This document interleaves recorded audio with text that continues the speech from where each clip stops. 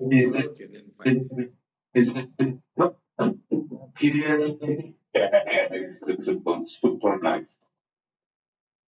So Sumita, like last time, no, let's just go live like 10:50, Sumita. Is that okay? Let's set up the YouTube going live of 10:50. Yes, next time Yes, next time onwards, I will change it to 10:55 10:55 or so, sir. Yeah. So Sumita, like last time, no, let's just go live like 10:50, Sumita. Yes, yes, I got it. Yes, I got it, sir. No, this is coming back from the YouTube. Don't worry. So I have the YouTube live. So what you heard for the second time is not me. Okay, Okay. right. Right. Live.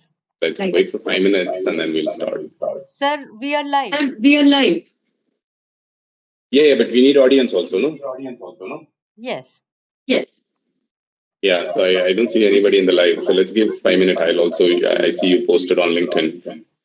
So I'll also request the speakers if you can just do some reposting. I'm doing one. So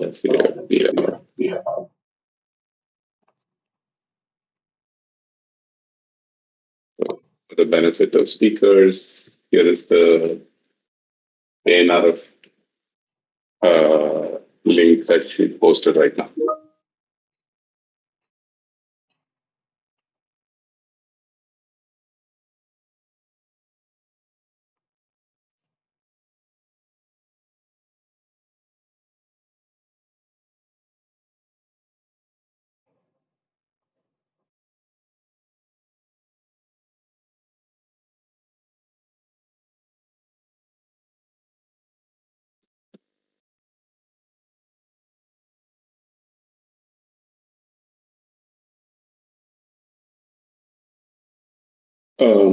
So it says 8 people are waiting. So I'm assuming they can join themselves. In YouTube, anyone can join. YouTube, anyone can join, I think, sir. Yeah. But the message is saying that 8 people are okay. I see. I see Raju joining. Messages have started. Yes. Yeah. Yes. Can you also remove this message, Sumita, on the screen says your mic has been disabled. You can no longer unmute. Whatever, there's a notification there. If it's still there, please. For people on YouTube, if you're listening to us, just do a +1 on the chat so we know people are also there who are already on the call.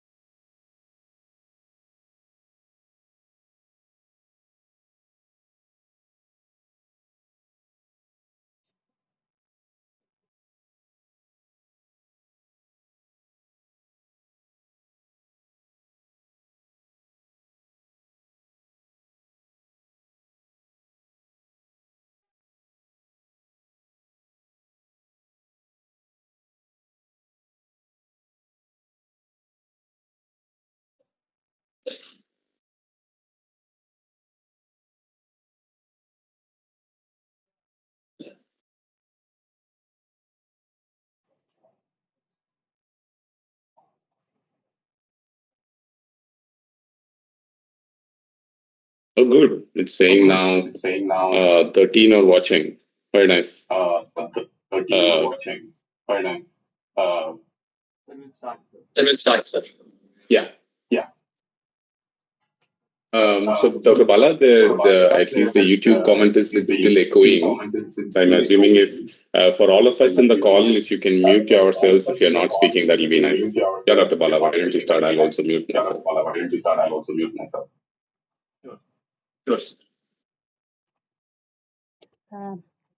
Good morning, Good morning, everyone everyone present here who today. have joined Who have us, joined us, our speakers, Professor PK, Professor PK, and our and colleagues our here colleagues at here ANRF. at NRF. And And now I would now request I would Dr. request Revi Dr. Balachandran Revi to Balachandran welcome our to guests welcome and our our guests and moderator our today, moderator Professor today, PK, Professor and PK, everyone and joined everyone joined through us YouTube. through YouTube. Good morning to everyone, and welcome to this second session of the Lightning talk series, which will hear from three young researchers from the first cohort of our PMECRG awardees. So, in these presentations, they will be sharing their research journeys, the key ideas, and the potential impact of their work. The first one will be the Dr. Pooja Santpur, is a researcher at an ACTRAC TMC Mumbai. So research focus on understanding the mechanism underlying the tumor progression and metastasis, with an aim in enhancing the therapeutic delivery and efficacy within that hostile tumor microenvironment. So the next one would be the Dr. Akhilesh Namani, is a scientist and is at the Sri Shankara Cancer Hospital and Research Center, Bangalore. He holds a doctoral degree from the prestigious Zhejiang University, and his expertise includes next generation sequencing, data analysis, transcriptomics things, and also in bioinformatics thing. And the last one is Dr. Saket Chaudhary. He's an assistant professor, White Center for Digital Health, Indian Institute of Technology, Bombay. His research focus on developing a computational method to understand the gene regulation and how variation in regulatory mechanisms affects the cellular states in disease conditions. With this small brief introduction, I also invite Professor Onnurangan Kumaraguru. We fondly call him as a Professor PK, our moderator for today's session. So he's a professor at computer science at IIIT Hyderabad. So SAS area of expertise spans responsible AI, applied machine learning, natural language processing. So SAS is also deeply committed for democratizing the research, and he's also one of the pioneer for making the SARA AI, which all people might have using that thing. So with this, I hand over the session to Professor PK. Sir, please, sir. Yeah. Thank you, Dr. Bala. Thank you, Sumita, for the initial remarks. So now let me get the speakers started. Before that, let me welcome everybody on YouTube for joining in. I see about 17 people who are watching right now. For those of you who are watching on YouTube, please feel free to ask questions anytime.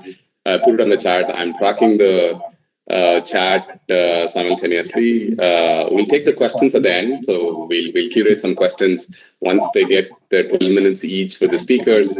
When they finish, we'll actually come back to the questions. The order of speakers will be, first we'll do Akhilesh, then we'll do Pooja, and then we'll do Saket. Akhilesh, why don't you start? Thank you, Dr. Bala and Professor PK, for the nice introduction and moderation. So Akhilesh, if it's okay, a little louder. We're not able to hear you well. Yeah, am I audible now? Super. Very good. Yeah, okay, that's fine. So I'm going to share my screen.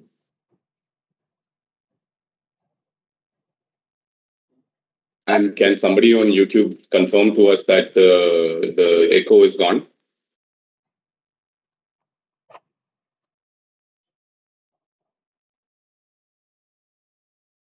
So is it visible? Am I audible? Yes, Akhilesh. Okay. So today I'm going to talk on the role of NRF to regulated UTP glucuronidase transferases, nothing but UGTs, in the chemoresistance of lung cancer, and then identification of FDA approved drugs for NRF2 or UGTs inhibition. So I belongs to Department of Molecular Oncology, Sri Shankara Cancer Hospital and Research Center, and Sri Shankara National Center for Cancer Prevention and Research, and it's a unit of Sri Shankara Cancer Foundation. So regarding my biography, I have done my BSc from Kakatiya University, and then I've done my MSc Biotechnology from Periyar University, Salem. Then I got an opportunity to do PhD and then postdoctoral studies in Zhejiang University, China. Then I have joined as an assistant professor in Department of Biotechnology, Geetham University. Later, I joined as a scientist. Currently, I'm in SSHRC Bangalore. So I'm an editorial board member of BMC Cancer Discovery Medicine Genomics Journal, and also I'm a member of SBALC. Yeah. So coming to the topic. So basically, when it comes to background, lung cancer is the most common type of cancer in the world, and it causes almost 1 in every 5 cancer deaths. So if you consider especially the Indian scenario, it is ranking as the second frequently occurring cancer in the males, followed by the lip or oral cavity. And when it comes to the both sexes, male and female, it is occupied the 4th position. So this is the data we have taken from the Global Fund 2022. Small cell lung cancer, the origin is from the right side. And non-small cell lung cancer also further divided into 3 subgroups. One is lung adenocarcinoma and lung squamous cell carcinoma and large cell carcinoma. So, and the origin of this particular subtypes is from, when it comes to LUAD, it is from the alveolar type 2 or epithelial cells. And when it comes to LUSC, it is from the basal epithelial cell. And when it comes to LCC, various epithelial cells will involve in the disease college. So when it comes to the multi-omics data, TCGA has published a paper in Nature in 2014. It is one of the bigger cohort study where they have identified different types of mutations in the lung adenocarcinoma. And T53 is the top one, followed by the KRAS and followed by the KEAP1 and other mutations. So I'm pretty much interested in KEAP1 mutations. My PhD, postdoctoral, and the current focus is on KEAP1 mutation that is linked to the NRF2 signaling pathway. So what is this KEAP1, NRF2, and then CUL3 pathway? So if you see this particular lung picture at the right side, the normal side, you can find a specific complex known as KEAP1, NRF2, and then CUL3 complex. So under the basal conditions, this KEAP1 forms a homodimer and it binds to the NRF2, also CUL3 protein. So this particular complex leads the protein NRF2 to ubiquitination followed by the proteasomal degradation. When the cell encounters the oxidative stress, we call it as a ROS. So KEAP1 is a cysteine-rich protein, and that cysteine residues will sense the ROS, and then there will be a conformational change occurs in this particular complex, where the NRF2 dissociates and then it translocates into the nucleus. So when it comes to NRF, it is specifically a transcription factor. It binds to many number of genes, and those genes are responsible for the cytoprotection when the cell is in the normal state. And this transcription factor NRF2 binds to a specific sequence known as antioxidant responsibility. In the nucleus, it heterodimerizes with a small MAF protein, and then it regulates the ARE genes. So what happens when it comes to the lung cancer? So due to the mutations happening in the KEAP1 as well as NRF2 and then CUL3, it leads to the constitutive activation of NRF. If you see the left side one, the picture, there are many reasons where the activation of NRF2 takes place. The DNA methylation of the KEAP1, increased NRF2 transcription due to epigenetic alteration, exon skipping in NRF to mRNA, reduced NRF2 and then keep1 interaction, and then blockade of the NRF2 keep1 complex ubiquitination. This all leads to the activation of NRF. And since the primary function of the NRF2 is the cytoprotection, it is considered as a cytoprotective protein previously. But because of the overexpression of this, and it leads to the cell invasion, migration, and metastasis, and ultimately it causes tumor growth, oncogenesis, and recurrence. That's why I'm pretty much interested in this pathway to decode the genes that are regulated by the NRF2 and the inhibit. So what are the questions I want to ask? Akhilesh, quickly once again. Dr. Bala, there is messages saying it is still echoing. You've muted everything from your side. I just want to make sure that the echoing is gone. Yes, sir. You have muted, sir. Dr. Bala, we can't hear you. Yeah. Sir, actually, you have muted.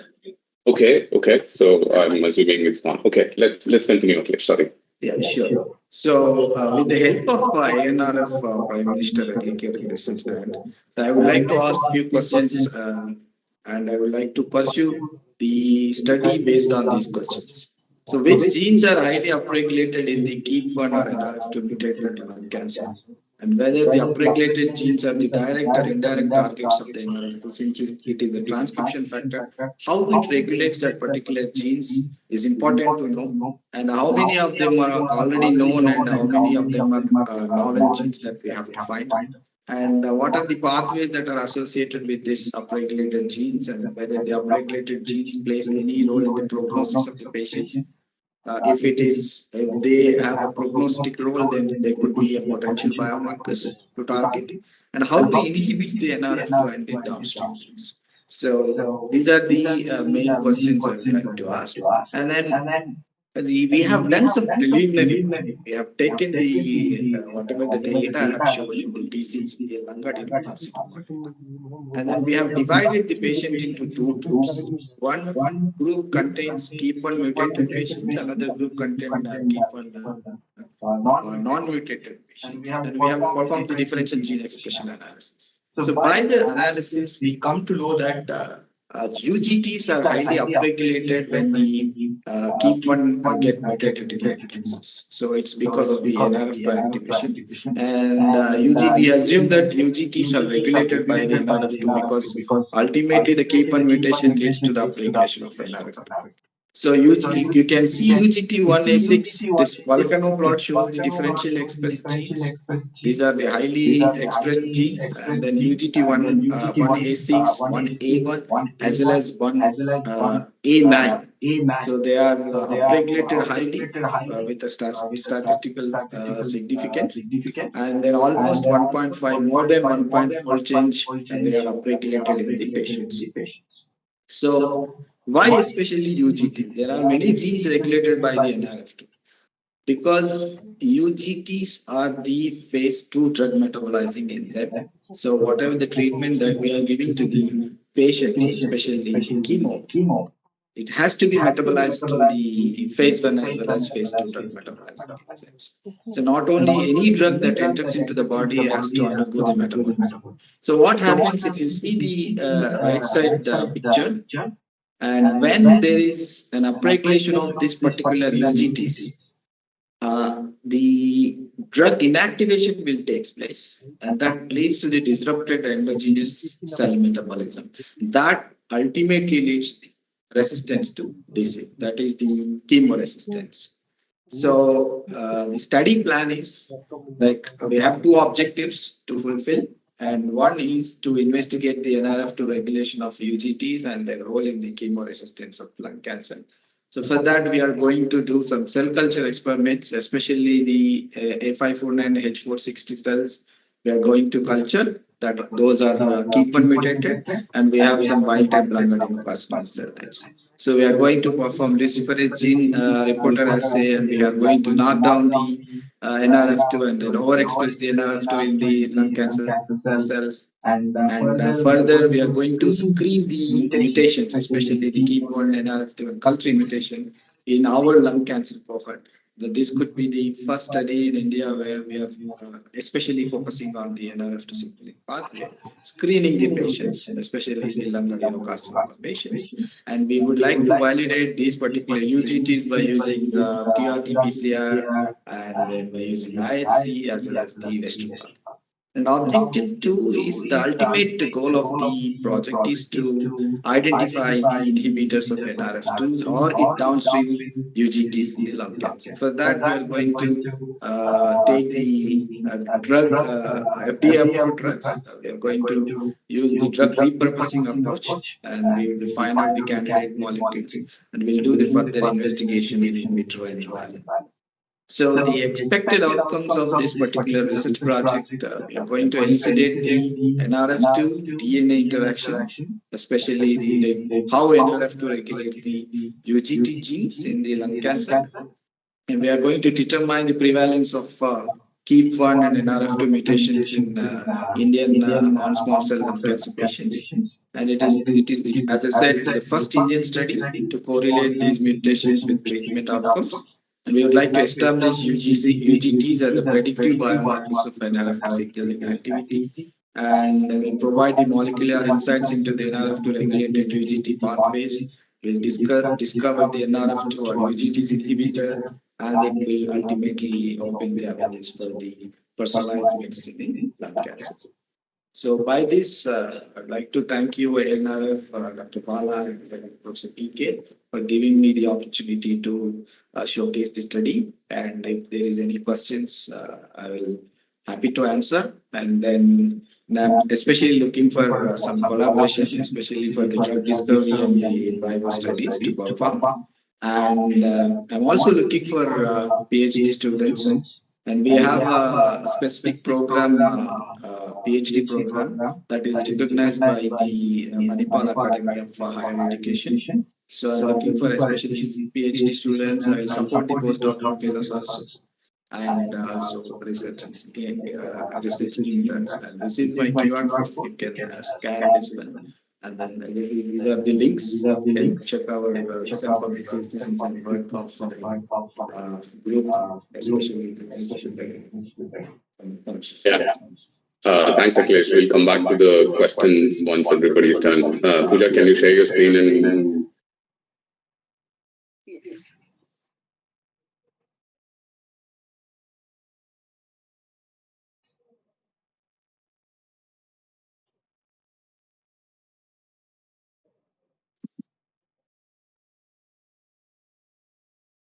Akhilesh, thank you for sticking to the 12 minutes also.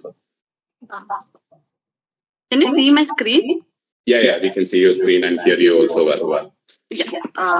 So once again, very good morning, everyone. Do you want to keep your video off? Is that by intention? Yeah, it is by intention. Okay, that's okay. No problem. Yeah. So myself, Dr. Pooja Sangor, I'm deeply honored to receive support from Prime Minister Early Career Research Grant under ANRF for my current project titled Therapeutic Assessment of Multiomics Match DNA Nano Platform for Precision Therapy. I'm grateful to NRF and Prime Minister Fellowship Program for supporting this vision of transforming laboratory discoveries into translational solutions for cancer patients in India.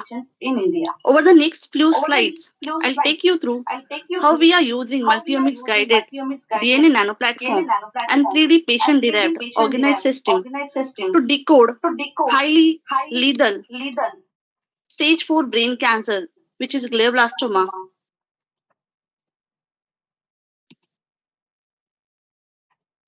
So briefly, my academic journey began with PhD from IIT Bombay, followed by my postdoctoral fellowship at Johns Hopkins University, where I worked on translational nanomedicine, specifically developing targeted and loco-regional delivery system for solid tumors and precision radiotherapeutic agents.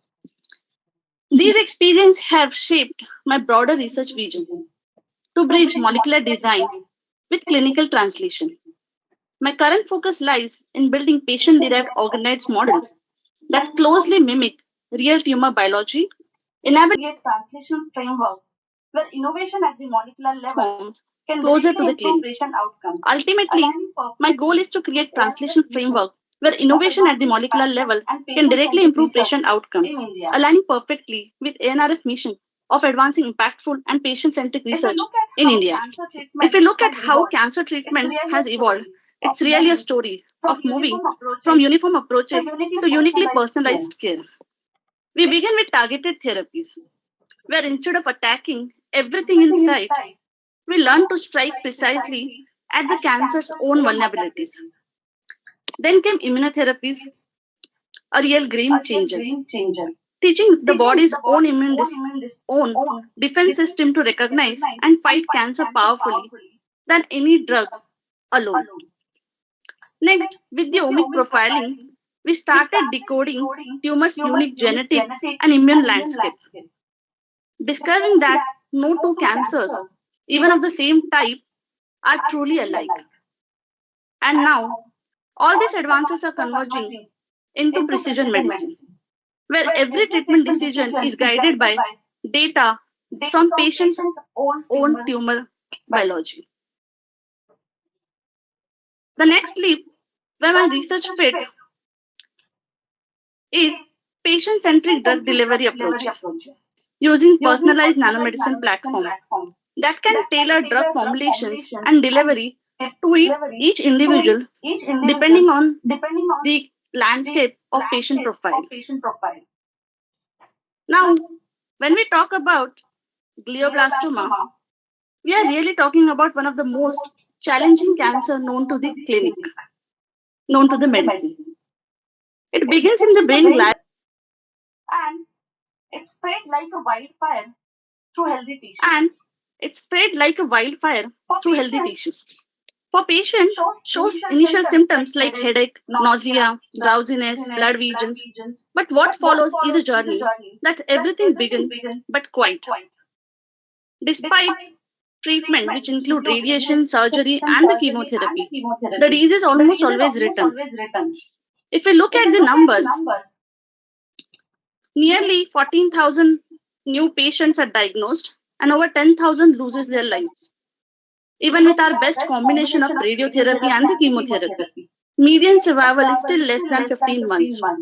And 5-year survival rate barely crosses 5%. The reason is simple but profound. Every glioblastoma is different. As we can see here, the glioblastoma is diffuse and infiltrating in nature, make it impossible to remove completely, and its molecular diversity allow it to resist even more advanced treatment. This is where my research comes in, to move from generic therapies to personalized strategies. By developing patient-derived organoids models that mimic the real tumor biology, we can test the therapies in the lab before applying them in the clinic, bringing precision, predictability, and hope to the patient who currently have very few options. So the question is, why these glioblastomas are so deadly, even after decades of research and treatment advances? The first barrier is the blood-brain barrier, our brain own defense system. It protects us from the toxins, but unfortunately, it also blocks most of the drug from ever reaching the tumor inside the brain. Second, the glioblastoma is highly invasive in nature. The cancer cells don't stay confined. They quietly migrate through subventricular space into the healthy brain parenchyma, making complete surgical removal almost impossible. The third we face is the tumor resistance. Even when initial therapy seems to work, a small fraction of cells survive. And these are the ones that adapt, evolve, and come back stronger. And finally, there is extreme heterogeneity, not just between patients, but even within the same tumor. No two regions of glioblastoma behave the same way. Some cells respond to drugs, others ignore them entirely. This complexity is what makes glioblastoma not just a tumor, but a constantly evolving ecosystem. And that is exactly why we need personalized and adaptive model systems like patient-derived organized and multi-omics matched DNA nano platform that can help us to study each tumor's unique signature and design the therapy that truly fit the individual. After seeing how complex and unpredictable glioblastoma can be, the question we asked was simple. What if we could bring the patient tumor into the lab and test the treatment there first? That's where our patient-derived organoid models comes in. This tiny 3D the tumor capture its true nature, the same heterogeneity, capture its true nature, the same heterogeneity, resistance pattern, and microenvironment that make it so challenging inside the brain.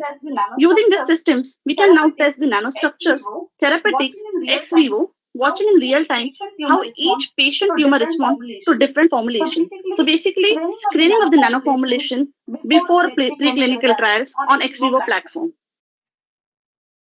So this allows us to profile drug sensitivity before a therapy ever reaches the patient, turning treatment decision from guesswork into data-driven precision.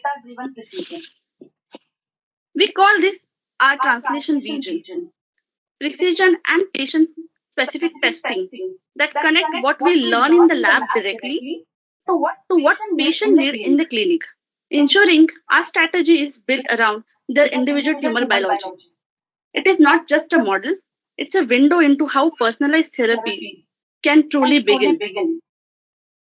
Building on that foundation, our next step is to design a patient-centric nano platform, one that could deliver therapy exactly where it is needed, inside the tumor with precision and control. At Johns Hopkins University during my postdoctorate work, I developed these DNA nanotubes, as you can see here in this cartoon. They are made using self-assembly, which means they literally build themselves microRNA 21 targeting payload, which is a locked nucleic acid sequence that silences one of the key molecule driving glioblastoma growth and therapy resistance. As you can see here in our confocal imaging, these nanostructures are being effectively taken up by U87 glioblastoma cells, showing their strong intracellular delivery. And we tested this platform systemically in tumor-induced animals. They showed remarkable penetration across the blood-brain barrier and retention at the tumor site for up to 5 days, which is far beyond than conventional lipid nanoparticles can achieve.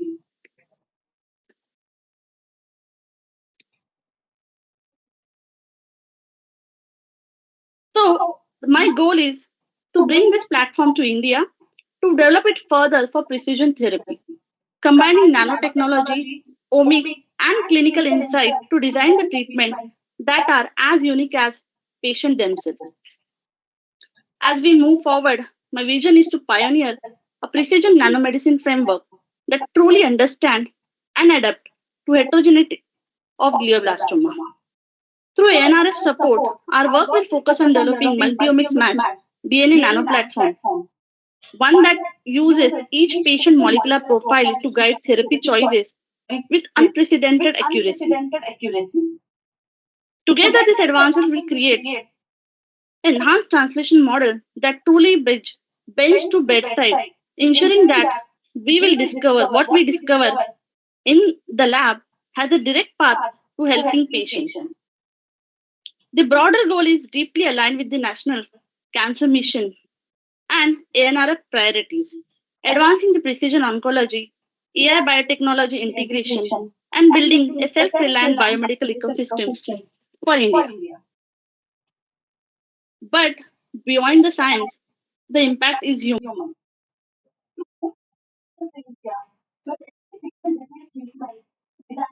their unique biology, their diagnosis. So our long-term vision is to position India as a global leader in DNA nanomedicine-based precision oncology, transforming the cancer care from one-size-fits-all approach to patient-specific and data-driven intervention. Because At the heart of this research lies a simple belief that every patient deserves a therapy as unique as their story. As a close, I would like to say that this journey is more than a research pursuit. It is a commitment to transforming how we treat cancer. My vision is simple to see India lead the world in precision oncology, where every cancer is personal, powerful, and patient specific. Thank you to NRF and the review committee, as well as all my collaborators, for believing in this vision of science that truly serves the society. Thank you.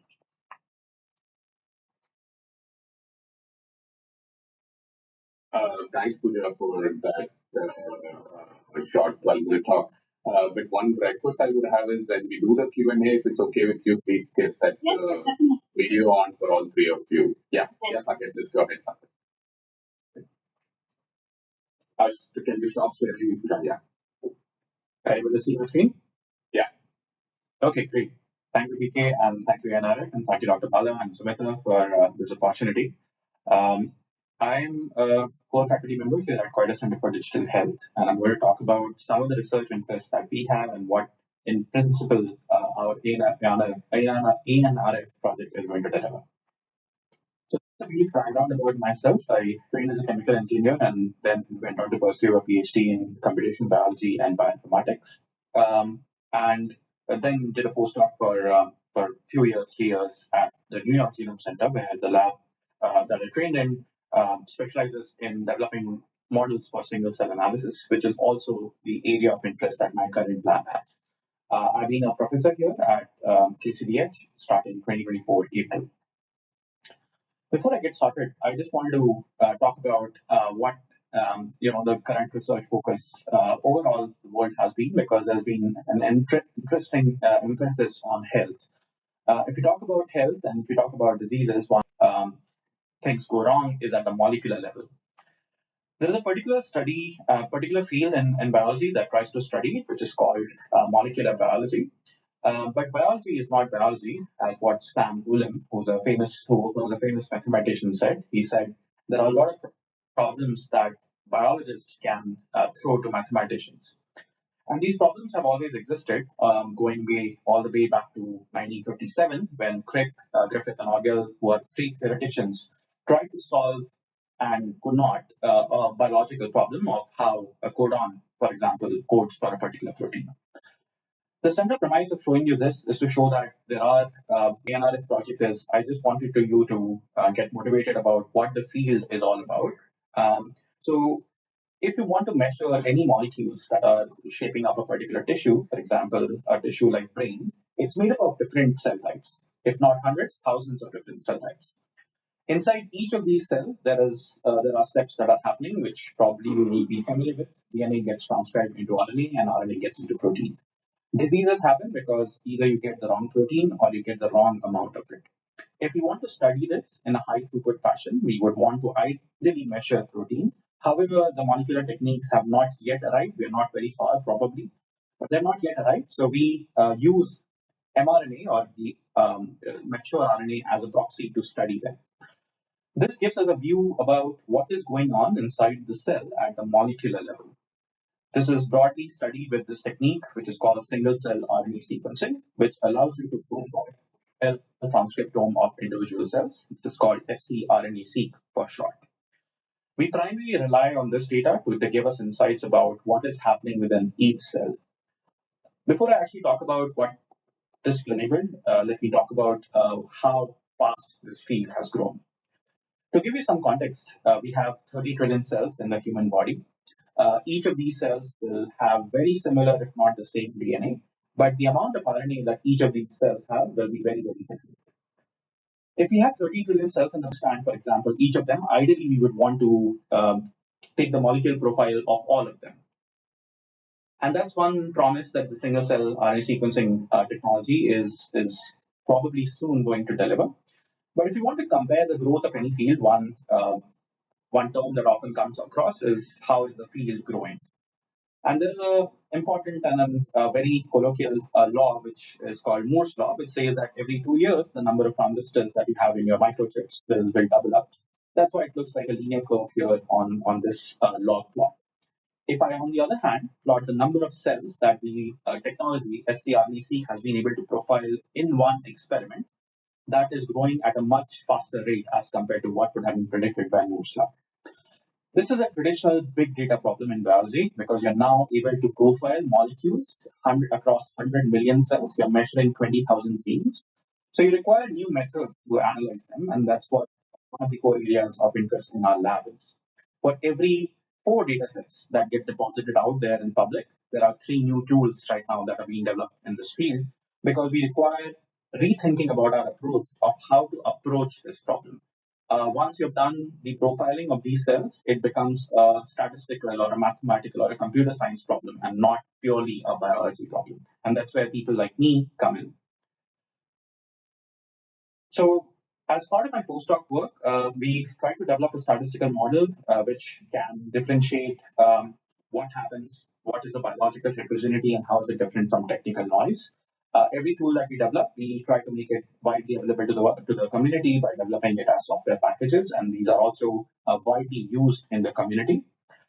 The second application that I've done, which is related to this work, is to be able to leverage the amount of information that we are measuring in this data to inform as to what defines how a particular organ will develop in different species, for example. This is a recent work where we showed that if we look into this data deeper and we take multiple data sets across different organisms, we can study fundamental processes that define how brain, for example, develops in amphibians as compared to mammals, like in mouse.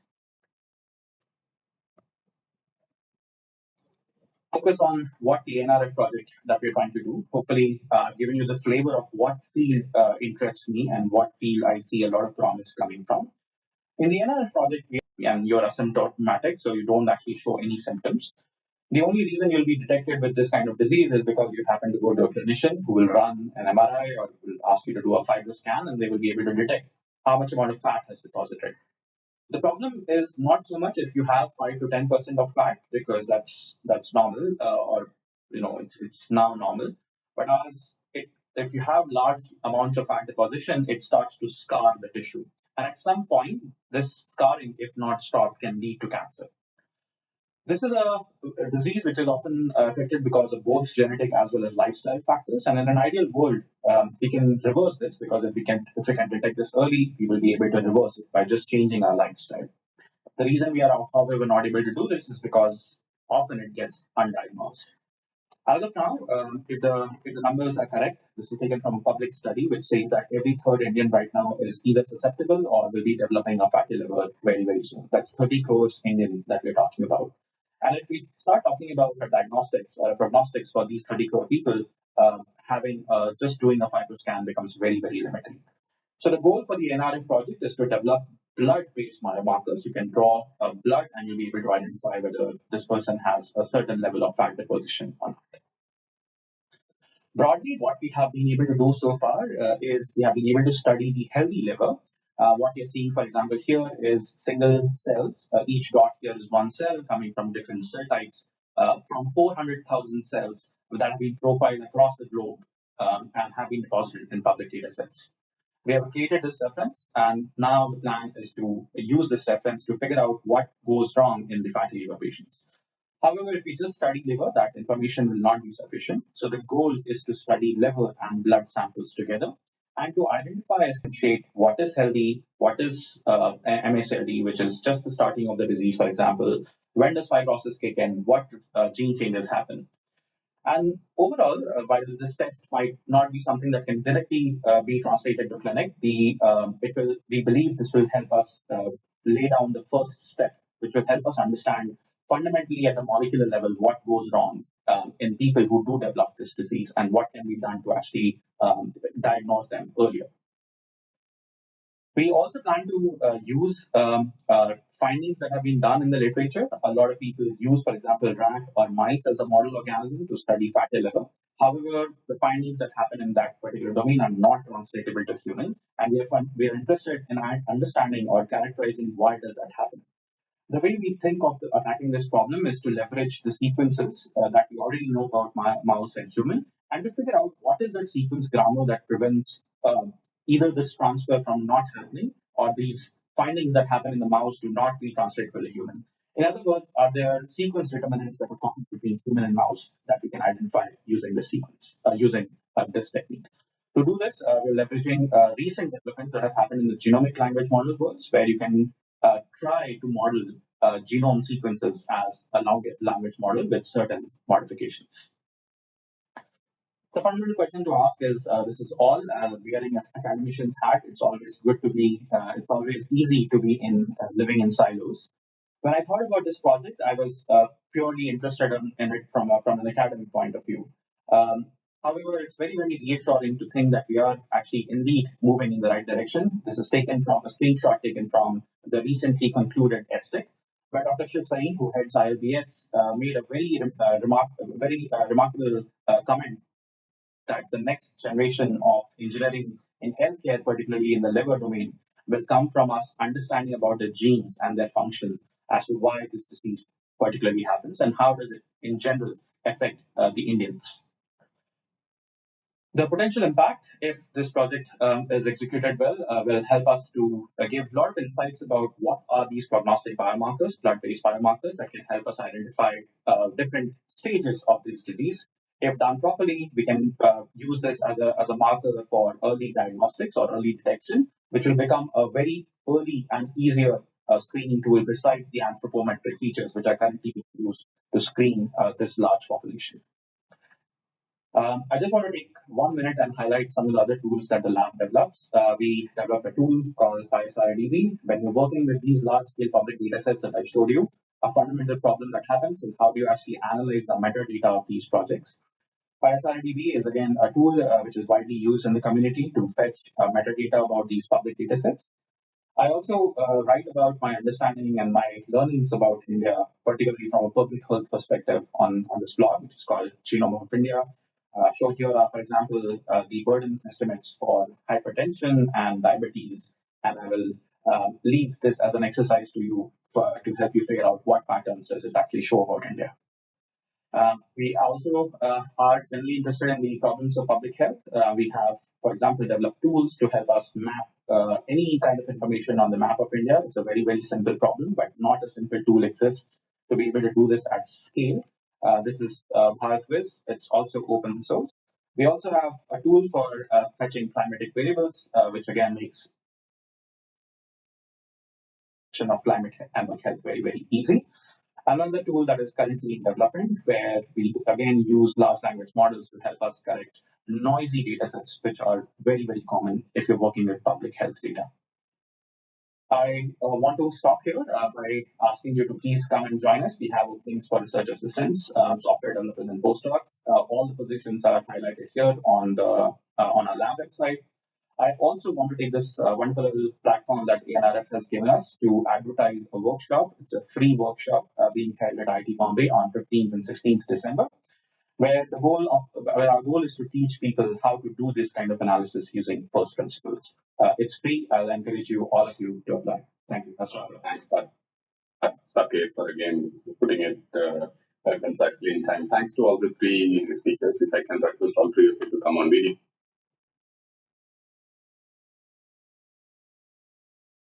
Thank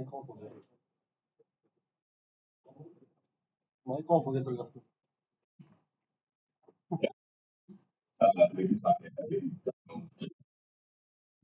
But thanks to three of you for giving a wonderful insight on your broader vision, problem, and our project, and how it affects the society.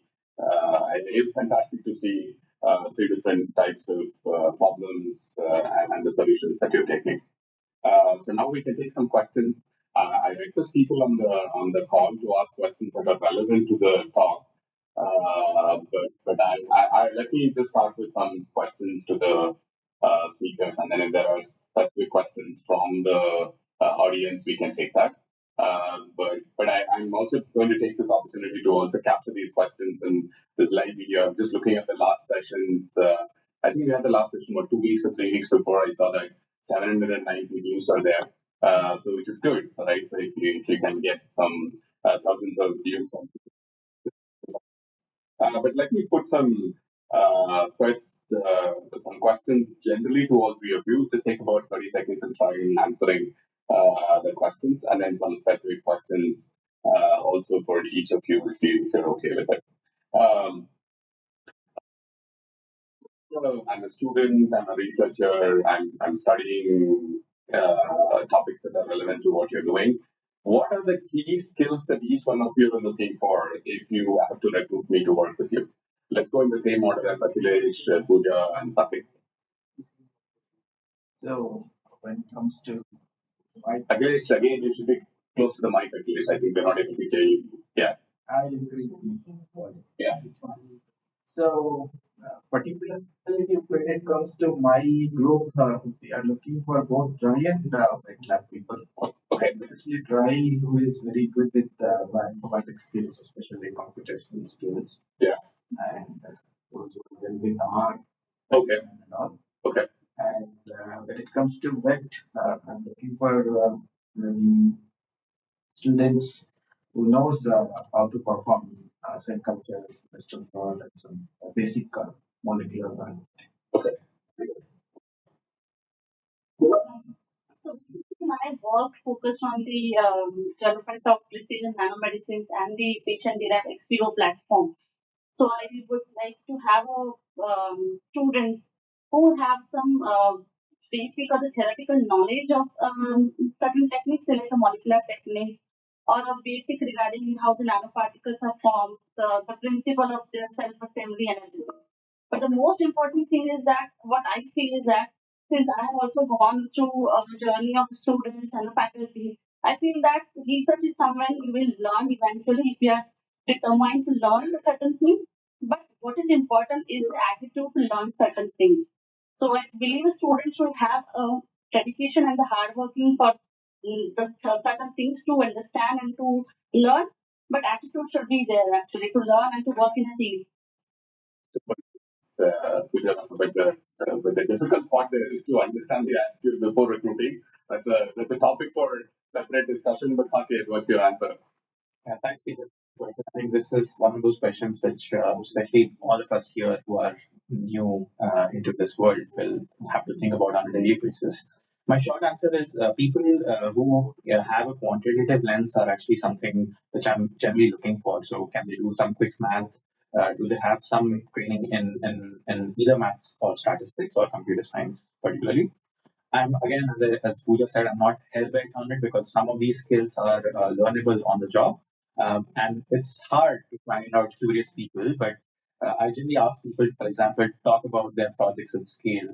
What have they done? Like, what have their contributions been? And for me, that becomes an anchor point to get curious and ask things which are relevant to my project, for example. So that's my short recipe to define things. Yeah. Now let's take some. I don't know whether these are technical questions, but some questions I wrote down and some questions that we had talked about before also. So Akhilesh, maybe there was one slide which you said about tobacco is the main reason at the bottom. I'm always curious with so much of so to say knowledge, diffusion, people getting to know about it, everything.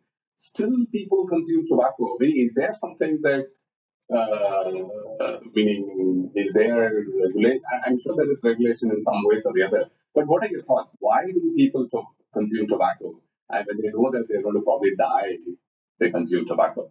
So even though there are very good ads when you go to theaters, they will display at the beginning they will display an ad, but the thing is that the mindset is the major problem because when it comes to youth and all, and especially influencers, those who are having cigarettes in their movies and all, that will give an impact. Another one is like when it comes to youth, mostly like friend circles and all. Yeah. Habits come from one person to another person. It's just like it's a socializing thing. Yeah. So awareness is very important. Yeah. But is there any However, data?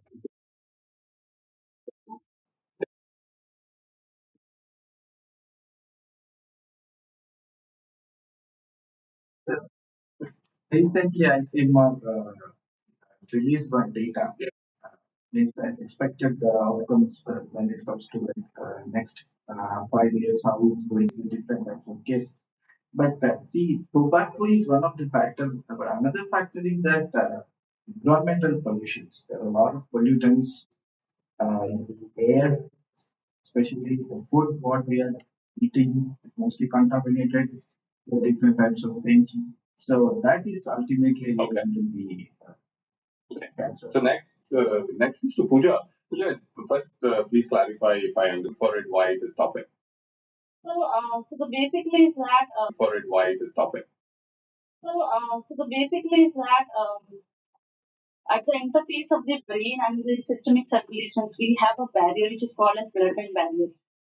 So Okay. and this barrier structure is composed of the endothelial cells with a very tight junction. So certain things which are good for our body, which are good for our brains, like iron or the amino acids, they can transport through this barrier because there are certain transporter, there are certain receptors to carry these molecules or the chemicals across the brain, which are good for the brain. But at the same time, if we have certain medications that we are going to deliver through systemic circulations, the surface charge on that molecules or the potential on that molecules define that whether that molecule will cross that barrier. So that is the major challenge in delivering any systemic delivery to the brain. Sure. Okay. Something for you, the publicly available data. So it's always interesting to study data that is publicly available, right? So two questions I have. One is how do you sort of say make sure the veracity of the data is good, right? So publicly available, whatever that means. Two, given that the data is publicly available, how do you sort of make sure that the results, the analysis are actually specific to India? Very good questions. So this question, I think, public data, there's so much of it right now that you often can get lost in how do you make sense of it. So, quality check controls, for example, at place where before we do any analysis, there are like a lot of quality control checks that we do. That does this data make sense? Is there enough signal in this data? Can we actually even use this to draw any insights, right? Like if it is a case control setting, so you have, let's say, fatty liver people and normal people, does it make sense? Like, does it even have signal to say that these are fatty liver? Like, what is it? What is the evidence that these came from fatty liver? So there's where the exploratory data analysis is extremely powerful and extremely useful. You don't actually need to even know the context. You're essentially just trying to ask whether one can be differentiated from the other.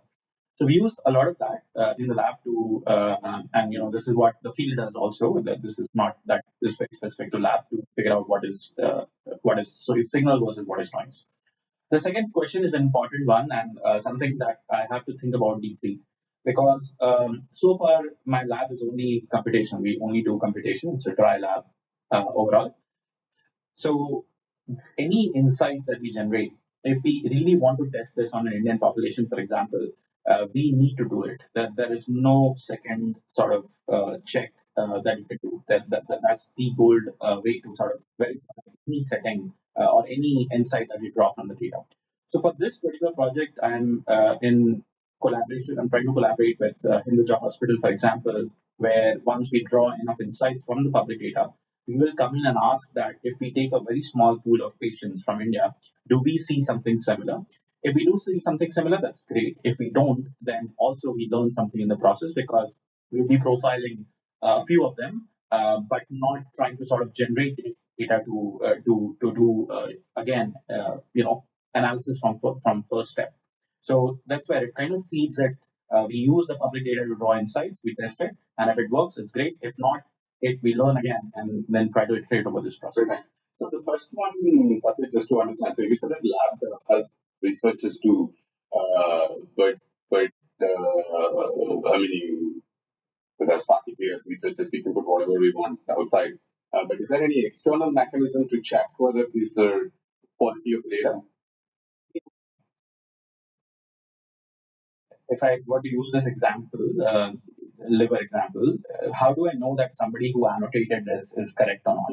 So we use a similar idea like majority voting. So we annotate it ourselves and then we compare it against like 3 or 4 other methods which exist out there and try to do a majority voting. That does it make sense?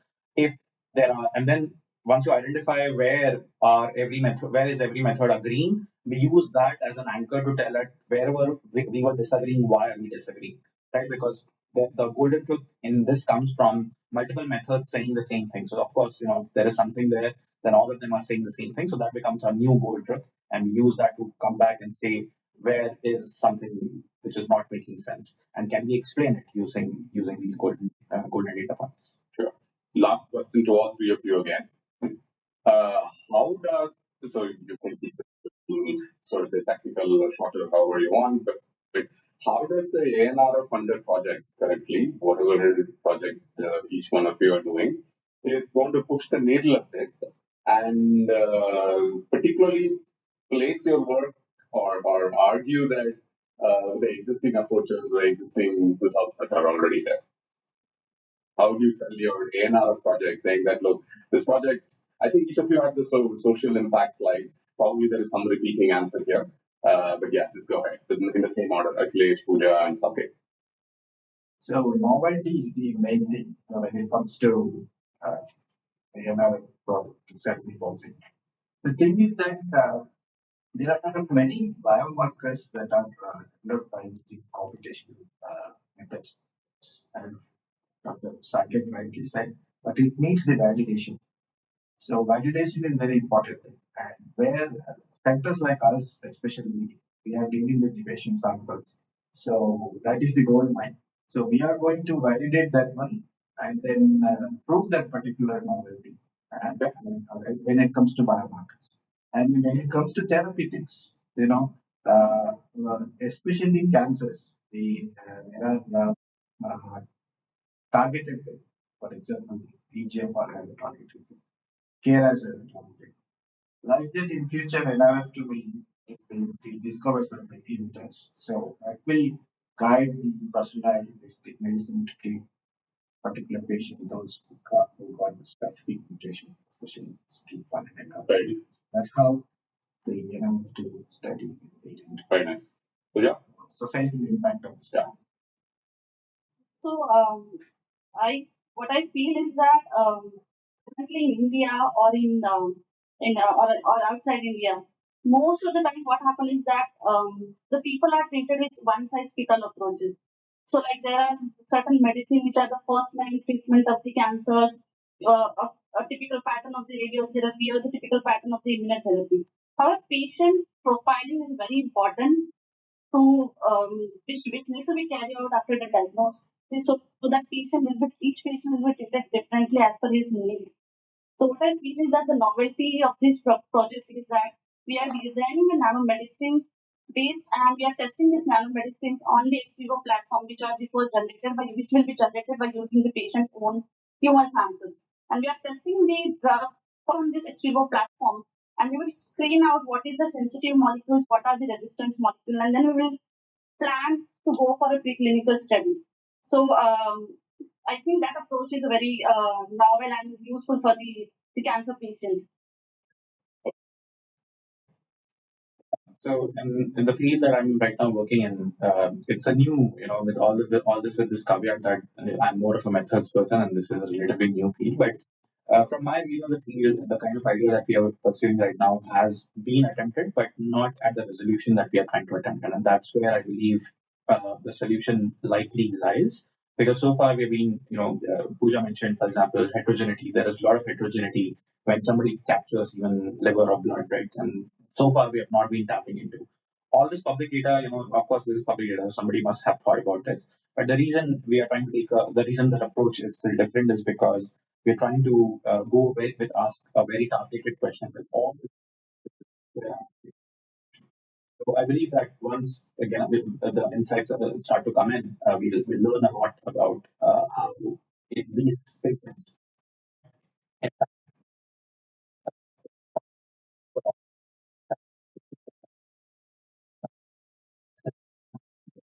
characterize otherwise. Okay, sure. Very nice.